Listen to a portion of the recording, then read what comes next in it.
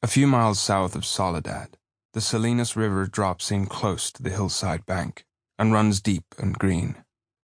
The water is warm, too, for it has slipped, twinkling over the yellow sands in the sunlight before reaching the narrow pool. On one side of the river, the golden foothill slopes curve up to the strong and rocky Gabilan Mountains.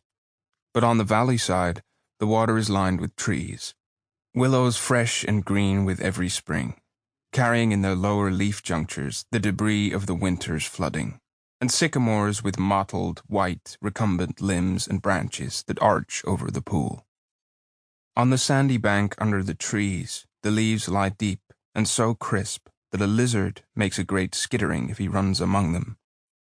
Rabbits come out of the brush to sit on the sand in the evening, and the damp flats are covered with the night tracks of coons, and with the spread pads of dogs from the ranches, and with the split wedge tracks of deer that come to drink in the dark. There is a path through the willows and among the sycamores, a path beaten hard by boys coming down from the ranches to swim in the deep pool, and beaten hard by tramps who come wearily down from the highway in the evening to jungle up near water. In front of the low horizontal limb of a giant sycamore there is an ash pile made by many fires. The limb is worn smooth by men who have sat on it. Evening of a hot day started the little wind to moving among the leaves. The shade climbed up the hills toward the top.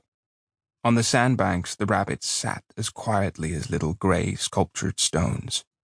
And then, from the direction of the state highway, came the sound of footsteps on crisp sycamore leaves. The rabbits hurried noiselessly for cover.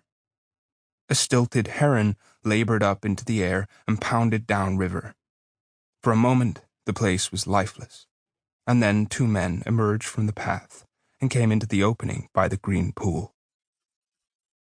They had walked in single file down the path, and even in the open one stayed behind the other. Both were dressed in denim trousers and in denim coats with brass buttons. Both wore black, shapeless hats, and both carried tight blanket rolls slung over their shoulders. The first man was small and quick, dark of face, with restless eyes and sharp, strong features. Every part of him was defined: small, strong hands, slender arms, a thin and bony nose.